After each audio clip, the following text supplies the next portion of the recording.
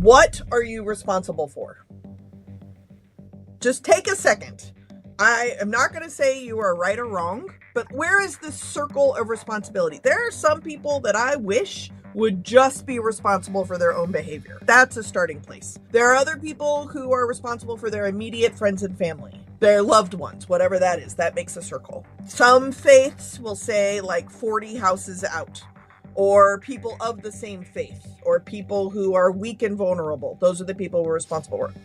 I just need you and I to be able to start off with a full understanding of who you feel responsible for. With that responsibility, where does agency show up? What do you do with that sense of responsibility?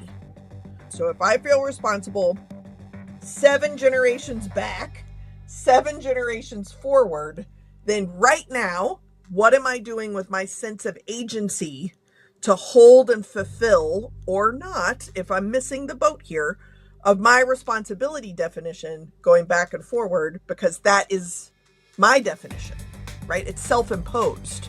So then what am I doing with my self-imposed definitions with my own sense of agency? Welcome. In the wake of the Trump administration and Project 2025, is DEI dead? Is our love of capitalism diluted or supported by diversity, equity, and inclusion? It's not long ago that every company you knew had a DEI initiative. Most organizations said they cared deeply about diversity, equity, and inclusion.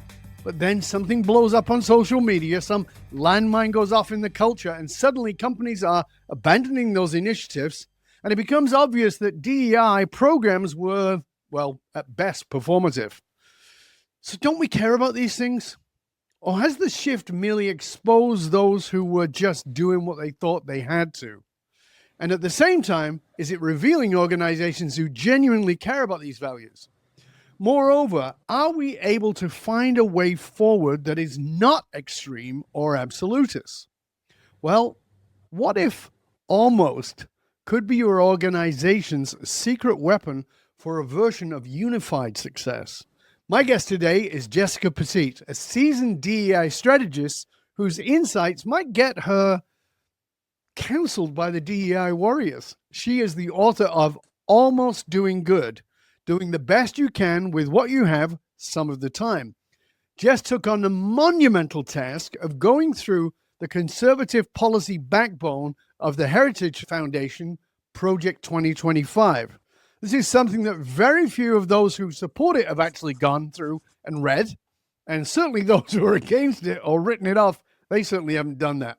More on Jessica Pettitt in just a moment. Welcome to the Dov Baron Show. Come for the stories and stay for the truth that gives birth to new meaning. I'm your host, Dov Baron. I work with elite leaders and organizations who are quietly moving the trajectory of industries and entire nations. My work is in helping you rewrite your emotional source code so you can stop unconsciously leading from your oldest wounds in your nervous system. When you stop leading from your old scars, we start leaning and leading from the truth, meaning and purpose. And that truth alters everything from your vision, values, and worthiness, even your biology. Now back to our guest. Jessica Pettitt is a person organizations call when their good intentions start to do real harm, and they can no longer hide behind buzzwords or even quote best practices. With her signature candor, humor, and no-nonsense style, Jess lays out a clear, practical framework for organizations to prepare, recognize, and respond to the challenges that can weaken or even destroy them if they're ignored. If you're the kind of leader who wants depth over dopamine hits, hit that subscribe button right now, because this is where serious thinkers come to sharpen their edge and conformists get uncomfortable. You're about to question the beliefs that have been burning through your potential for years. And the answers, well, they may make you uncomfortable, but if you take them on, you're going to love the results. If you're a leader who's been waiting for the perfect conditions or the perfect language, this conversation is going to get you off the sidelines. Turn up the volume and help me to welcome author of Almost Doing Good, Doing the Best You Can with What You Have Some of the Time, Jessica Pettitt. Welcome, Jess. Oh, hi. Thank you. And thanks for having me back. What a great intro. It's good to have you back on. I'm really glad you came back on. I really enjoyed our last conversation on air. And I was thinking about it this morning, actually, as I was preparing for the show. I was thinking about the very first time we spoke, and I went, yeah, I don't know if you want to come on here. This might not be a friendly environment because it was about DEI. And we talked about it in such a raw, candid way. It was so great, so powerful that it really worked well. And I really appreciated the way that you came at it. So I want to thank you for that before we even start, because I think you sort of awakened people to looking at DEI in a way that they maybe hadn't done before. I like to think that that's what I do. Yes, that is true. Everything that makes us uncomfortable is very ripe to be whittled down into kind of the same little concise thing that we can get printed on a water bottle. Part of what I like about you and your approach to really challenging topics is that I don't want a water bottle. I want to have a real conversation about what's really happening. So there aren't best practices. And what we need to do is reinvent something where people feel that they're being listened to and heard, which that starts to sound a little Instagrammy, but I don't mean it that way. I mean literally having a conversation across differences because I'm genuinely intrigued and am interested and curious to learn something. That's what I mean. So, as I talked about in the intro, we're in interesting times. Let's use that term for now. There's a lot of It'll keep the heart rate down. Right. Just to bring the heart rate down a bit. And at the same time, what I didn't mention in the intro was something that I found really fascinating about you, particularly in the context of where we're at in the world. Correct me if I'm wrong, but 3 times a week you're doing stand-up at one of New York City's most popular comedy clubs. Is that true? Not anymore. It was true. It is not true now. Now I live in California, but I did do stand-up for about a year and a half, very hard, like 3-4 shows for 3 or 4 nights, multiple shows a night, because that's how open mics work, or I emceed shows in New York when I was working at NYU. That is very cool. And I heard that George Carlin had a nickname for you. Now, if you don't know who George Carlin was, maybe you're very young, and I recommend you go to YouTube and just put in George Carlin, because if there was a guy who knew how to poke at politics and religion, he was the man. He's the god. What did he say about you? Still relevant. More relevant. I think it's more relevant. Yeah. So my nickname was Safety, and he called me Safety because I had a day job. And so I was kind of specifically emceeing Democratic Party fundraisers. So these famous comedians were highlights of the evening at rich people's apartments, but there'd be like 2 or 3 of them, and they'd need a wrangler. And I was just getting on the scene and stupid enough and young enough to be like, yeah, sure, I'm happy to, can't even wait. So nobody would remember me. My stand-up comedy days were not about my ego, but I learned so much about the craft of speaking and talking about hard things. So I would spend all this time with folks and then go do my day job from 9 to 5, sleep under my desk, maybe, and then hit the streets back out again. So George used to call me Safety. Oh my God. I can't even imagine being in the same room with that guy, because he was a comedy god.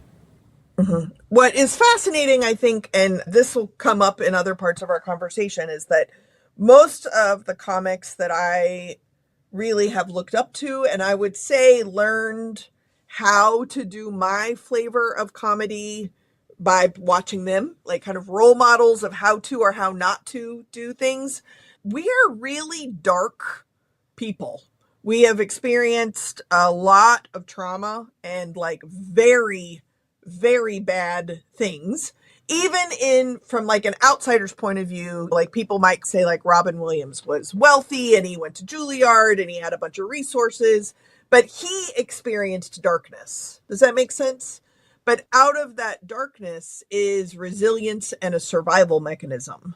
And I think that's the intersection where political humor matters.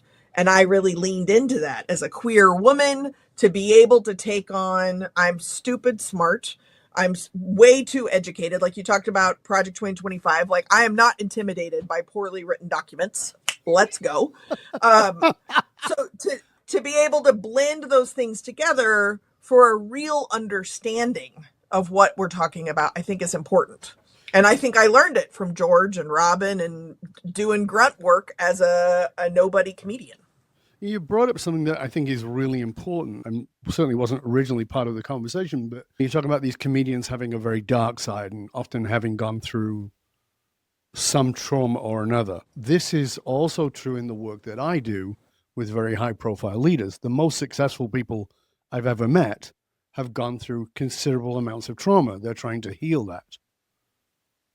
And the challenge with that I see is it either makes people deeply compassionate and really wanting to understand and care, or it goes the other way and makes them very rigid and very much this is the only way as a protective mechanism. How do you stay positive in these times that can seem pretty dark for a lot of people? I wish I could be like pears. Just have a pear a day. No, nothing against pears. I highly recommend. Bartlett pears, or is there a specific brand? If I really am going to be honest and you're all about truth, I don't. I spend a lot of time in a very dark place. I can feel very lonely, surrounded by people. I can feel very isolated at a family gathering. I think I spend a lot of time in a really dark place. And there's a part of me that I think is comfortable, not in the dark place, but is a familiarity, like your mom's tuna casserole, isn't in the dark place for me. It's in the getting out of the dark place. And so when I find the dark place again, I'm like, okay, I'm almost there. I'm almost there, right? And so whatever needs to occur while everything's breaking apart, the coming together part of it is where I'm most comfortable, most creative, and most innovative. That's really what fuels my ideas in leadership. I just have to kind of get back to it in the cycle, this coming out place. And pears. Don't forget fruit. Of course, let's not forget pears. God forbid we forget pears. With that, when the whole thing around Project 2025 came out, and again, if you as the listener, if you are not familiar with that, go familiarize yourself. And I'll tell you that I wrote about it, certainly not with the level of detail or insight that Jessica did, but I wrote about it and I said what I could see of it, it pretty much looked like the outline for Gilead. And you know the red outfits and all the rest of it. If you're not familiar, go check it out. And it seemed like a pretty dark sort of even prophecy of what was pushed forward. You took on the monumental task of going through Project 2025. Like I said, something that very few have done, that many people have written off without ever really understanding it. And you not only read it, but you came up with 13 things from Project 2025 that gave you hope. So number one, why would a queer woman go through Project 2025? And how the hell did that DEI queer woman come up with 13 things to be hopeful about? Yeah. Well, let's back up one step just for fun. So because I think it's connected. Yeah. So I watch, in case this needs to be stated, I am very liberal. Okay. Are we good? Are we still there? Okay, good. Let's keep going. Okay. And I love politics. Like this, I mean, I love politics. So Republican National Convention was really the first time that I heard with this repetition about Project 2025. And I'm going to be really honest, I'd never heard of Project 2025. I have definitely heard of the Heritage Project, but I was like, what is this Project 2025 that they evidently have nothing to do with? What is it? So then the Democratic National Convention comes out and they're like carrying it around like the 10 Commandments, which is an interesting visual. And I was like, okay, I got to figure out what this thing is. So my calendar year usually slows down October, November, December-ish. I can read, right? I got some time. What is this thing? Without and spending it's monumental. It's big. Yeah, it's big. And they have done a very, very good job of making it almost impossible to find the whole document. Like those big tomes that are printed, like I don't even think it's the real document printed. I think it looks good. It is a disjointed set of chapters that was originally written in 1972 in response to Carter putting solar panels on the White House. Like the conservative group, not the Republicans, but the conservative groups were like, I've had it. Some earth-friendly hippie has made it to the White House. We are losing ground. And I would like to point out to specifically Democrats and the Democratic Party, if we could be this organized, we wouldn't be here. But we can't be this organized because we're quick and we need to make t-shirts. But anyway, I digress. So the Heritage Foundation started Project whatever the next election year is, right, to create a foundation that would hopefully someday influence the Republican National Party's agenda. yes. Like that's where it started. Now I didn't know that. I started at Project 2025 and kept getting referenced back to past documents. So I, being the archival research nerd who, has questionable amount of free time, went back. So I've read from 1972 all the way forward. Wow. So as I was going through the chapters, it's not that impressive because there's not that much new information, but you can be impressed. I'll let you. So then I asked my friends, I was like, I need to externally process some stuff. You do not need to be an expert. Will you read a single chapter, preferably one that doesn't have anything necessarily to do with your current job if it's going to get you fired, but maybe your interests or something. And then let's record a video. So I have a whole YouTube playlist of people and me talking about what is the Department of Agriculture. Most people don't even know what that is. Now, what does Project 2025 say about it? And then as people, regardless of political affiliation, as people at the dinner table, what do we need to be doing? And so one example that came up was talking about, I don't want to get too deep into this, so just raise a hand when you're like, time's up. But we're talking about lunches in public elementary, middle, and high schools, right? And so I don't have kids. I don't know how people pay for lunch. I don't know how that works. I don't have kids. When I really started thinking about it, I was like, I couldn't even tell you where the closest elementary school is to my house. Right. I don't know. But these are examples of at the dinner table, if you're going to have thoughts about education in the United States, maybe go find your closest school. Right. Ask them, how are you going to be impacted by what's going on? Is there anything I can do to help? Like really having this conversation. So that's the first piece, was these videos and like thinking about it.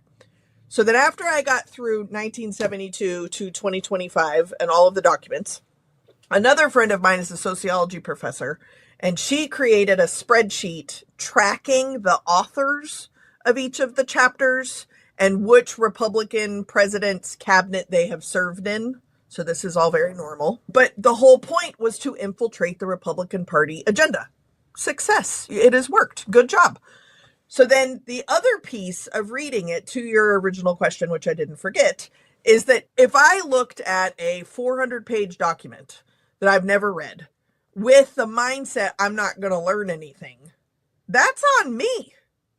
How could I not? I've never read it. Is there a possibility there's something in here I agree with? And it turns out, yes, there is. There's stuff in there that I'm actually hopeful about. So as a queer DEI person, can I read a sentence? Because it's my favorite sentence. Yes, please. I like to seek permission before reading Project 2025 on your own show. Okay, so this is number 6 things that give me hope. All of this stuff can be found on my website as well, justpettitt.com/project-2025. Okay, number 6. Basic human rights to thrive are defined as equal and safe access to potable water, sanitation, food, education, healthcare, houses of worship, justice, pregnancy, and family resource centers, working capital, electricity, technology, and business opportunities. Those are all good. I do not disagree with anything at all in that sentence. I think that is an amazing definition of basic human rights. Now, do I think everybody is playing along with the same definition? No, but it's less infuriating that we are operating wholly with different definitions. We are not operating with wholly different definitions, just some people have different definitions. Okay, well, that's going to make me skip a heart pill, right? There's another sentence, this is number 2. Miscarriage treatment and ectopic pregnancy care should never be conflated with abortion services. Okay. Well, I think people have not read this document because they're all getting conflated together as abortion care or just women's health. Yeah, I mean, because it just seems like for now, the concept is all abortion under any circumstances is bad. Right. That includes even if the mother's going to die or the baby's going to die. Right. Miscarriage treatment and ectopic pregnancies. So here is what I would tell my pinko commie liberal friends that are like big eyes of why is she saying good things about Project 2025 right now, is how much more effective are we going to be fighting for women's health care if we say we agree with you? Project 2025 has got it right. And you know what? Miscarriages and ectopic pregnancies should be separated. Yes. It's harder to argue with me if I just say it's all terrible. Now, there is a lot of stuff in there that I do not agree with, and that I don't know that I want to say that it's terrible, because I truly understand something that they are prioritizing is more important than what I'm prioritizing is most important. But I can have a rational conversation now, and I've read the document. Yes. Which, to your point, most people have not read the document. And they did not even run spell check. They're not expecting anyone to actually read the document. But I have time. So right there, I mean, this is really important for the times we live in, is that you read something, you went into it with curiosity, but also, I think, a willingness to learn, a willingness to find something in there that might be agreeable. If you are under the labels of queer, under the labels of DEI, no one's expecting that on the right. They're expecting that person to go in and read it that way. And so what that brings up for me as hope is that if you as in the observer, can say, well, this person would never be able to go in and do it from that point of view, and they did, maybe you need to do the same. Now, I think the challenge, Jess, is the other way, is that we then expect that, well, if we went in open-minded and curious, can you be open-minded and curious to us? And that's not how it works.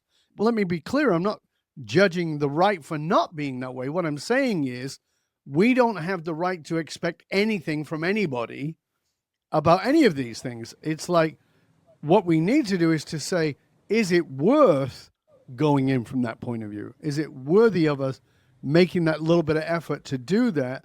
And what might change? How might we make America communicate again, come together again?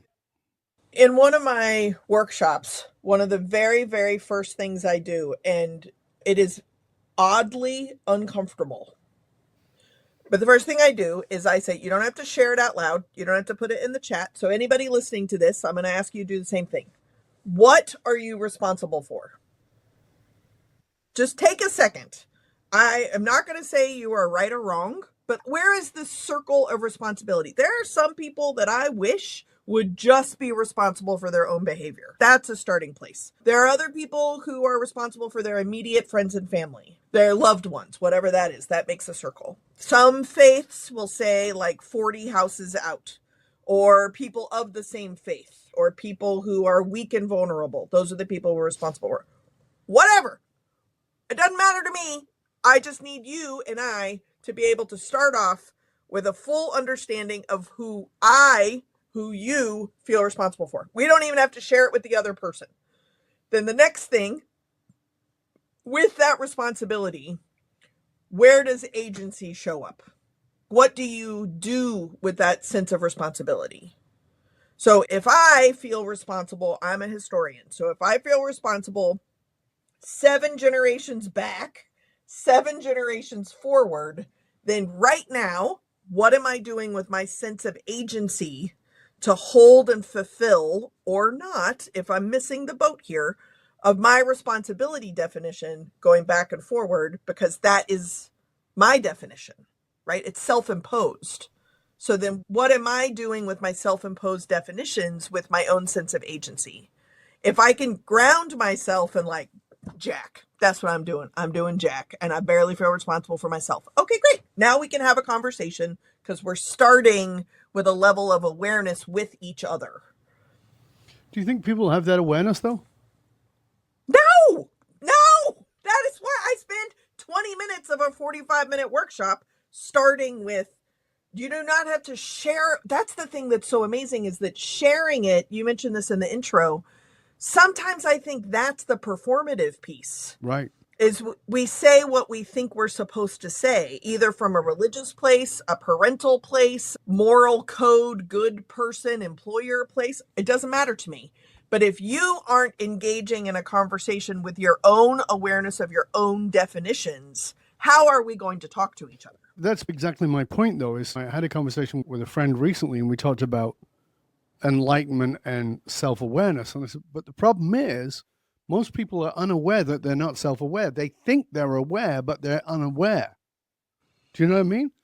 And so even in saying this thing about what's your responsibility and what is your self-awareness around that, like, that's the stumbling block right up front, because there's this illusionary idea that I'm enlightened, whoever I might be, it could be Dove, could be anybody, that I'm enlightened only until I get smacked upside the head by some force of reality that goes, yeah, you're kind of a dumbass.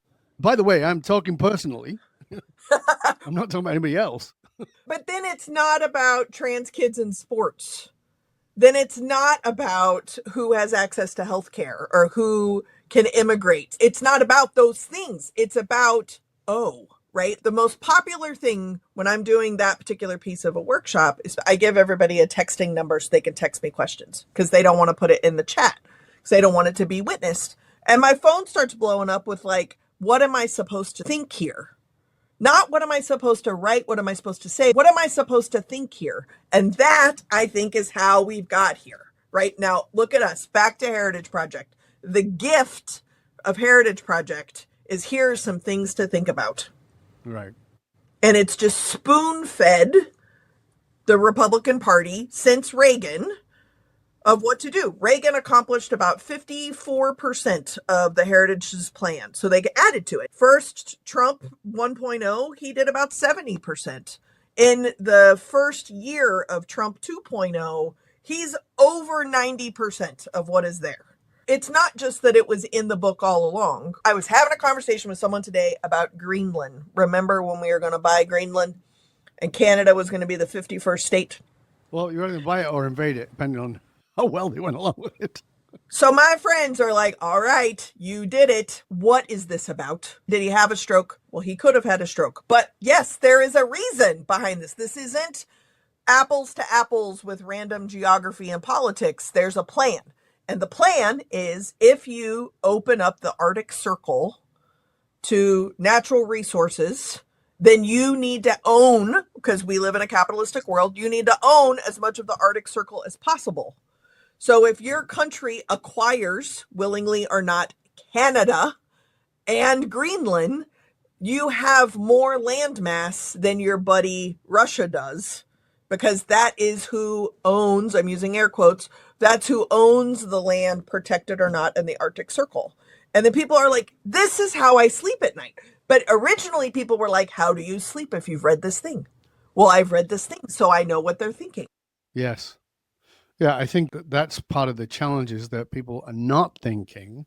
They're running on conclusions given to them through X or Instagram or TikTok or whatever it might be, rather than actually digging into anything. And that becomes a huge, huge problem, because you're running on someone else's opinion.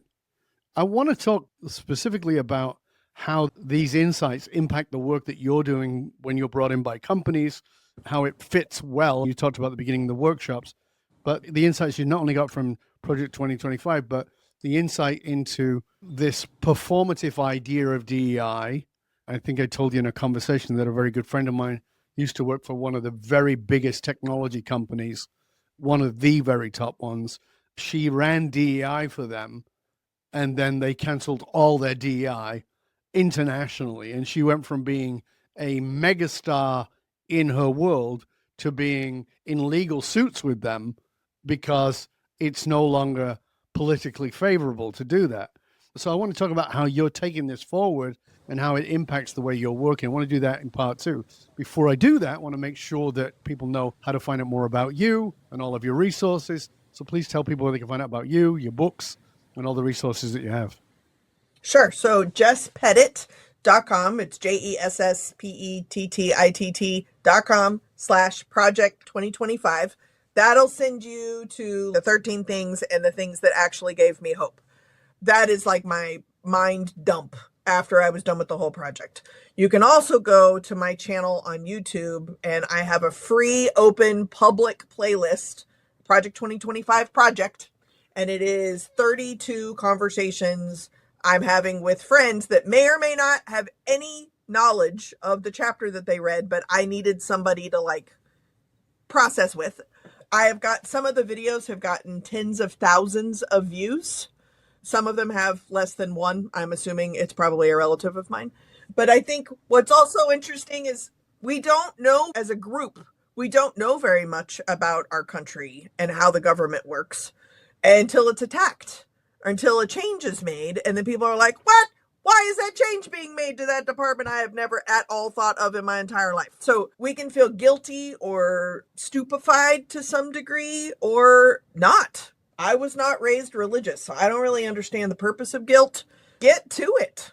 And so I have spent, probably to the greatest frustration of my husband more than my clients, but I have spent most of this year not remotely surprised. And I think that is really a party of one situation this year as we watch the news, because I'm like, oh yeah, page 312. Oh yeah, chapter 8. I see it coming. You see all it through that reference point, yeah.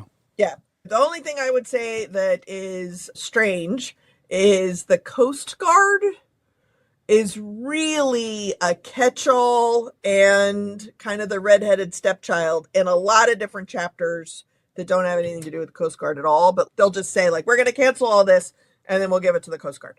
I don't know that the Coast Guard is in on this, so I'm really waiting. But we start talking about trans rights. We start talking about gay marriage. Like, my husband and I are straight people married because we got married after his transition. And so there's very weird moments that could be happening, right? So if gay marriage is overturned, we're still legally married, I think, as long as he is still deemed a human, which is up for debate. Stay tuned. I was going to say, that might get tricky too. Right. But what's interesting is like just being like a queer woman, that is not as up for question. I've already had menopause. I've already had a hysterectomy. I can't have any babies. I'm not going to have an abortion. All I need is hormone replacement therapy. So I'm paying attention. Those are the kind of things that I'm noticing. And I also need to notice, I don't know where my area elementary school is. I have no idea what kind of lunch program they have. Living in California, I think a lot of people think that we're absolved because we live in a blue state, but it's pretty purple. It's not flaming blue. I just live in a blue area, and at any point in time, anything could happen, and it's our responsibility to know what's going on. So to answer your question again, after a long paragraph, what do I say to my clients? That. Okay, we're going to get deeper into it in part 2 of the show. So for now, if you didn't catch what Jess was saying about where to find out about her resources, make sure you go into the show notes. All the information will be in there.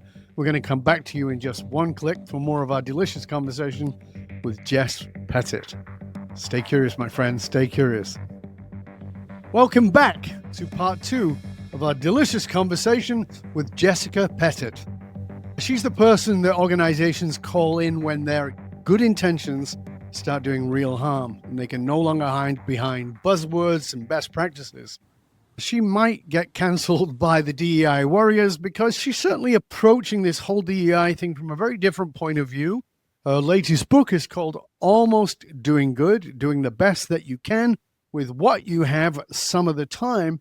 And we were talking about in part 1 of the show, the Heritage Foundation's Project 2025, which was a very contentious project that was put forward. The Liberals were very much pointing out how much of that was going into what the Conservatives were arguing about.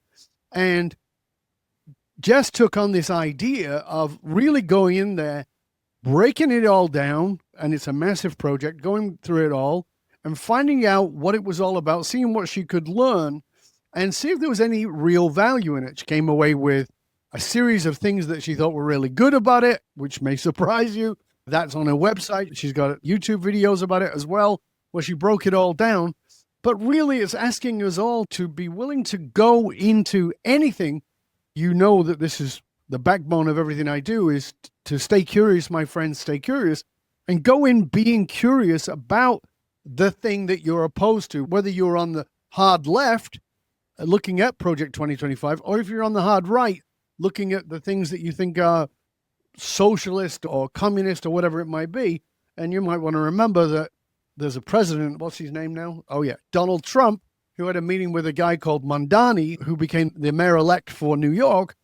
A week before, he was saying he was a communist, a jihadist, and then he said, I'd live in New York under him. So if he can have that mentality of being willing to look into something with a different point of view, we could all do that a little bit better, don't you think? So I want to come back into my conversation with you, Jess, because we were talking about how you take this whole thing into your work. And you've talked about, in your latest book, you use this metaphor of landmines. You tell leaders to stop doing this spit polish approach to DEI work. And you say that it's dangerous and that people are getting obsessed with the wrong elements. Help us understand that a little bit, if you could. Sure. So I was actually in a meeting with a very high-end, I'm not going to tell you the name of the company or the person, but CEO, very large global company. And they had an internal issue. I was brought in to fix the internal issue that they handled like textbook terrible. And eventually they came up with the idea of doing the usuals, right? Like, well, let's do some focus groups and then we'll do a survey and then we'll paint a mural and then everybody will feel better. And I had it because I was talking in my career. I've been doing this for 23 years. In my career, I am sitting one-on-one with probably the most resourced human being I have ever been in a room with. Where, like, this person probably could have turned down dinner with Elon to have this meeting with me, right? Like, I don't hang with these kind of people. And he was like, oh, I just don't know what to do. It's so hard. And I pushed my chair away because I am kind of domineering. And I just was like, stop spit polishing a landmine. That is what you can do. And it got his attention. And why it got his attention was that spit polishing, you could be very, very good at spit polishing. That's amazing. That's great. It's a great skill. But doing it at the wrong time, in the wrong place, it doesn't matter how good you are, you're actually increasing the amount of danger that you're in.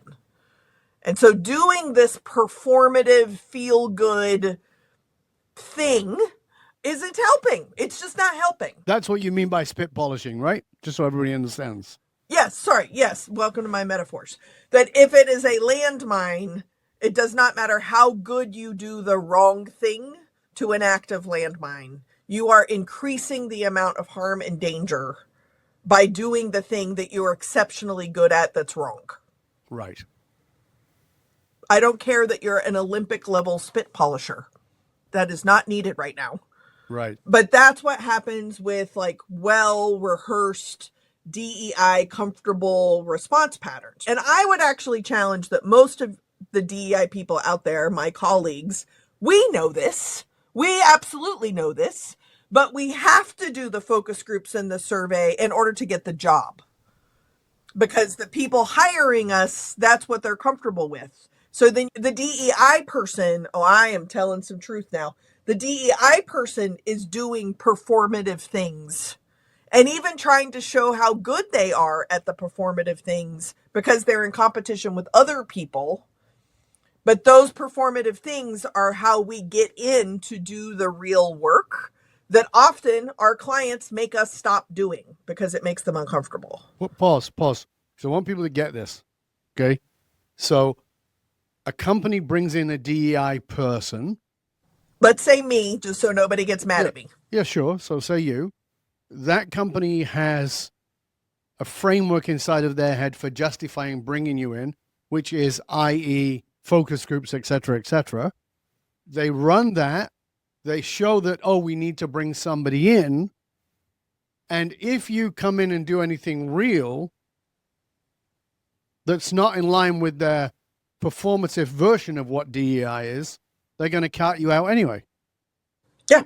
They'll cancel your contract. So if a person's in your place, excuse my language, why the fuck would I bother? It's like, what's the Well, point? there is a reason why a lot of us drink. I have been sober for a long time, so that is not an option. But another client I'm going to think of wanted me to do a quick review of their membership survey. They already have an existing survey. They just wanted me to do a quick review. I don't think I've ever told anybody this story out loud. So I gave, let's say, 8 bananas. That's the price of me reviewing the survey. It would take me probably 10 minutes. I have to make it look like it takes me a week. 8 bananas. Great. They misunderstood. They sent me a check for 40 bananas because they thought I meant 8 bananas a day or a week or something. So now I'm panicking. Cash all checks. They're not getting their money back. I probably should have said, hi, I think that there's a problem here. Here's your money back. In retrospect, that is what I should have done. I did not do that because cha-ching, cash all checks. So now I have to do 40 bananas worth of work in a time frame I made up because their original ask would have taken me 10 minutes. I can't do it in 10 minutes. They wouldn't see value in it. No. Okay, so I worm my way into everything I can possibly worm my way into to justify paying me 40 bananas instead of 8 bananas. But when I reviewed the survey, it was so obvious what was really needed. So it was very easy to worm my way in. I'm doing podcasts, I'm interviewing people, I'm setting stuff up, I'm looking at like the national standards, I'm came up with a new membership application and how they're navigating their communities and their resources. I'm saving them billions of dollars. Right. Inside the time frame that should have cost 8 bananas, but actually I got paid 40 bananas. I deliver all this information. The Hefe person goes through my report with me on Zoom, proofreading it. Like commas. I don't like this wording. Okay. I am saving you $7.1 billion if you would get to the end of this document. But yes, I'll debate the M dash. What is happening? And by the time they got to the end, they decided they were not prepared for part 2, which I offered for 8 bananas. They were not ready to do it because the report was not well received. By that person who didn't like the dashes or the commas. Who knows? I don't even know. I never heard from them again. So there's a racket happening. Capitalism is happening. In order to get your foot in the door, you have to be charming and acceptable enough. Then you get a microphone or access to the internal documents. Then you can find out the real problems, and they don't want to do them. So I think you just said something that's really important. Just because I'm on the other side of this, what I mean by that is I'm brought in to do stuff with organizations too. It's not DEI, but it is often purpose and culture. And I say, here's what's going to need to change. And it's like, well, thank you very much and good night. And I think that oftentimes this is why McKinsey and them do so well. You pay them $2 million so that you can say, we brought McKinsey in. You're not going to do anything. They're not going to give you anything real to do. And that's part of why they're successful. But if you bring me in or you bring you in, we're going to actually put about some changes that are going to really make a vast difference. As you said, billions of dollars worth of difference. But you are going to have to get uncomfortable. You're going to have to do some things that you're probably not that comfortable doing that are going to make everything better. So I know that a lot of people in my space, including you now, feel frustrated at like, well, why am I doing this? I'm not in this industry to just fill my bank account, although that's nice. I'm actually wanting to make a genuine difference. How do you deal with that, Jess?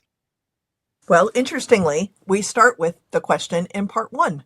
What are you responsible for, and what are you going to do with your agency inside of your definition of responsibility?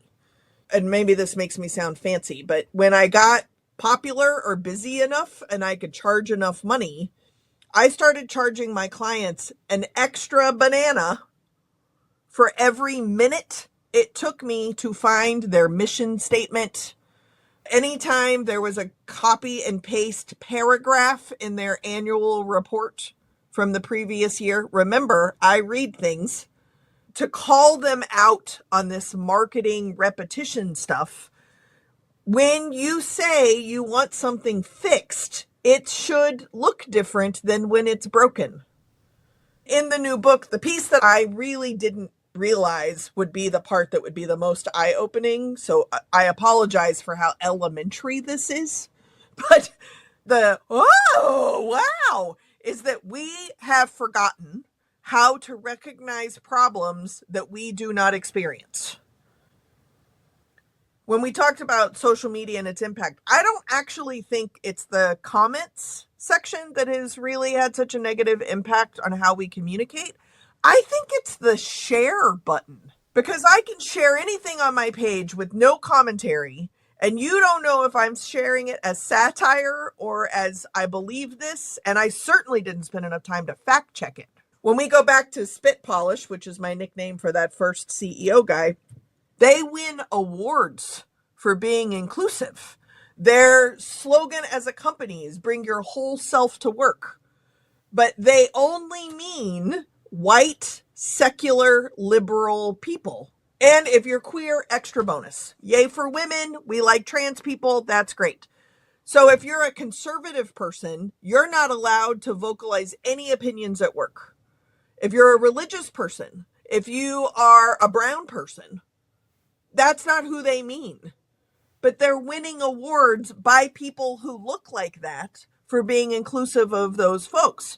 So in that particular contract, I'm advocating for the really conservative people who work in this company, that they should be allowed to bring their whole self to work too. And if they can't, take the mural down.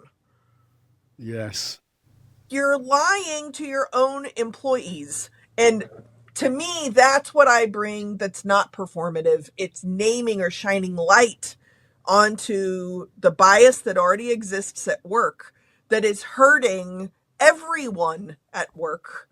Because if you're going to bring your whole self to work, do you mean bring your whole self? Do you mean your whole self? Do you mean to work? What are we talking about here? And as a cranky Gen Xer, I'm going to show up to work sick. But we've taught younger people in the workplace now that you're supposed to take care of yourself and recognize your own mental health. Use your PTO. That's not in my generation's bloodstream. So within work, we are lying to ourselves and being rewarded for it, wanting to look like we're bringing all of the best resources in and then doing nothing with them. So now my very first ask, and it costs them money, but the audition to get a contract with me is give me the last 3 to 5 consultant reports so that I can read them. And like I do, I also put jokes in my reports because no one reads them. So I've already done half my consulting work by reading the reports of the past consultants and pulling those expertise and perspectives forward to see what has been a pattern over the last 15 years that you've still ignored. How much is that costing your company? I will show them a dollar amount and they still don't want to do it because they don't have to. And now they really don't have to. Some are doubling down. And I'm curious to see, of the companies that are doubling down, the boards have approved it, leadership has approved it, employees have approved it, customer base either does or doesn't approve of those choices. I'm really curious to see how long that's going to last, because I don't think turning a profit or saving money has ever been the best DEI argument, to care about somebody else. No, it's not the best argument, but it's the argument that seems to land. Not really, at least in my experience. No, with them, with the company. Meaning, if you put this in place, it will save your organization this much money. If you put this in place, you're going to be more profitable, as opposed to your people will actually give a shit about you and show up to work.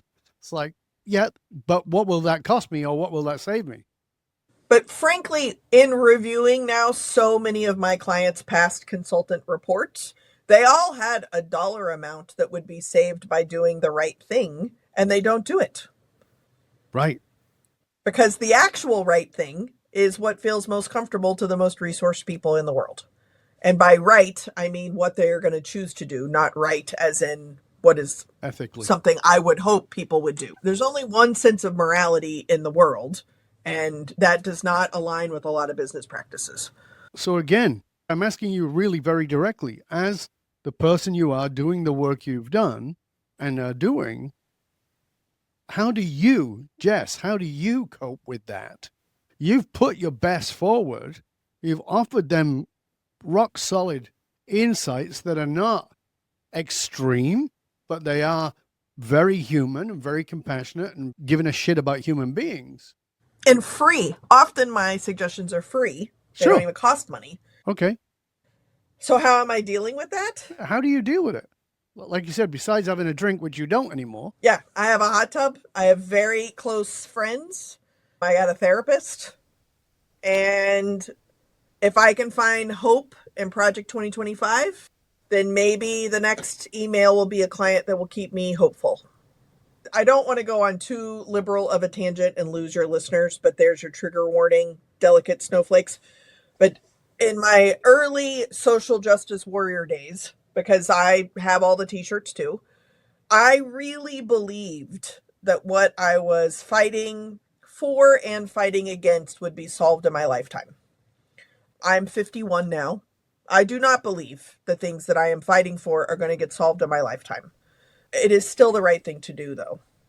And so I don't know if that's aging, if that's maturity, if that's a significantly different tax bracket that I was in than when I started this work. I don't know, but I choose to believe that it is the right thing to do. For me, I've always said that I believe that legacy is about committing to something that is beyond your lifetime. Part of my life's purpose is to impact the lives of those who do not know my name and those who will not know my name and whose name I will never know. And it means that I'm putting it out there, even for the people who don't leave a comment or write back or book me or hire me, and for the people who will put it in place long after I'm gone, not because of me, but because it's something that resonates deeply with them. Yeah. I'm about to super nerd out on you, so again, I apologize, but I was reading a book on quantum physics when I realized I had to write this book about the well-intentioned failures. And to me, that makes sense in my brain, is that you're not going to solve a problem using the tools and the time and the space that created the problem. And it is Einstein. There's an Audre Lorde quote that I have at the beginning of my book too that I always mess up, but it's like the master's tools are never going to dismantle his own house. And frankly, it has always bothered me because why not? They could. If they have the tools and they built it, they know the best way to tear it down. And to me, that's real accomplice work. That's advocacy and allyship. When you have the tools to admit, you know what, we should do this again. And again, though, that's a higher level of thinking than is sort of general. Feynman talked about this, that we're very attached to our ideas, and unless we can dismantle our own ideas, and that is the scientific process, even scientists have turned into scientism rather than actually understanding that. And what I want to just say to you, dear listener, viewer, before we even continue, is I want to speak to that part of you that is really not here by accident, the part of you that knows that leadership is not a role, but it's an initiative. And if you're listening to this show because you already stand apart from the many, there's another level, the level where your nervous system stops reacting to life and starts redirecting it. It's a threshold that few cross. But if you're one of the few, I want you to be part of the inner circle. Go to dovebaron.com and join those doing the real work of making the biggest difference. The work that rewires identity, recalibrates your brain, and strips away the noise that keeps most leaders trapped in survival and just doing what they've done, just as Jessica was talking about. And yeah, you can find out about my newsletter in there. What I shared, it doesn't belong necessarily in the public square. It's the deeper neuroscience. It's the quantum side of understanding this. It's the emotional source code practices. It's material that's reserved for those who are ready for something closer to the initiation rather than the information. You can feel the pull. If you feel that pull, trust it. Just go to dovebaron.com and find out more about that. What you're saying here is something that I think is really important, Jess, is that as much as there's a lack of curiosity, which we've talked about in part one and in part two, there's oftentimes a lack of courage. Because, that story you said about you have the tools, but nobody's going to use the tools to dismantle what they built. Yeah.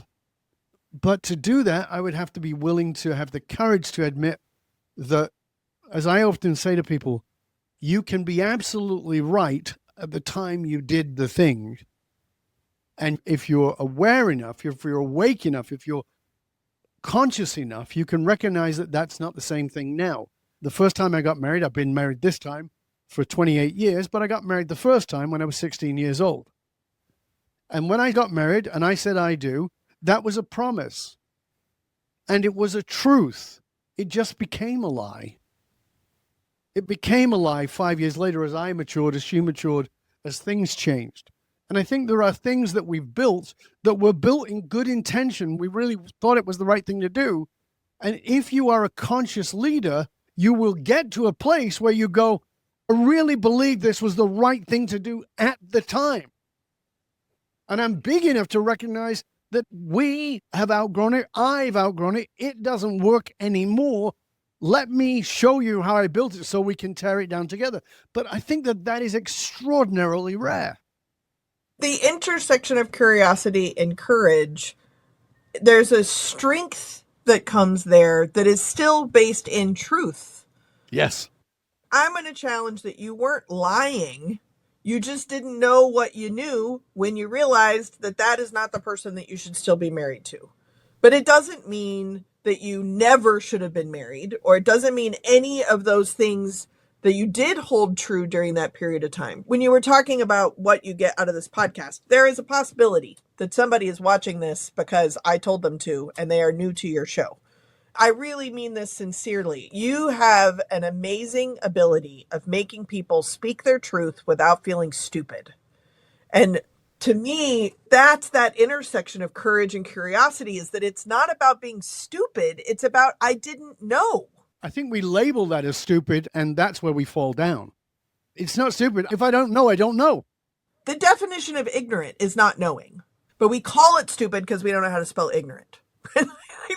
This is just dumb. When you try something brand new, pickleball. I do not do any kind of sport thing, but I hand racket. That is definitely not going to happen. Like, I am much more a seated sports potential person. I'm not a running around and eye hand coordinate. I'm not sure which sports require you to sit down. Chess. I am very good at chess. Chess. It's not something I would put in a sport, but okay, I'll go with you. I'll play. The point is that if I had to go play pickleball right now, and I was as disappointed in how bad I would be at pickleball, knowing I have no eye-hand coordination before I even play, if I was as disappointed in how bad I was at pickleball at first go as my clients are that they didn't just snap and fix whatever problems they have, we wouldn't need courage. But going to try something new that you've never done before so that you can suck at it and get better and better and better over time, that's courage. Like, my partner gets a new musical instrument every 2 years, preferably one that he has never touched. And he gives himself 2 years to learn 2 songs. This year, it is a harp. Who knew? A harp is very similar to a piano. So this genius is like rocking out on a harp now. No big deal 1 year in. But he had never touched a harp 2 years ago. Right. When COVID ended, as far as shelter in place or whatever, I still wasn't quite traveling as much. I enrolled in a ceramics class here locally. Now, I was a ceramics major in college. Get to a ceramics class. I haven't touched a potter's wheel in 100,000 years, since the 1900s. And I did not successfully center a piece of clay on the wheel, which is when you throw it down and you do your hands or whatever. Did not successfully do this in 6 weeks as someone who actually minored in ceramics. People used to pay money for the stuff I used to make, but it's because I couldn't remember. I'm ambidextrous. So on a wheel, am I left or right-handed? And do I have the wheel going this way or this way? And I couldn't figure it out. And class is only an hour and a half long. It was the best thing I have done in so long because I was so terrible, but I used to be really good. When can we put ourselves into learning a harp or unlearning something or realizing you don't know something that you used to know? That's the real interest, I think, and where we can discover what is our truths. And honestly, that's the birthing of a self-awareness. To not be frustrated that I used to be good at this thing and now I was just laughing, cackling in the pottery studio because I was so bad at it. I think that that's a great analogy for where we are in society, is that we're so embedded in being right and not looking stupid.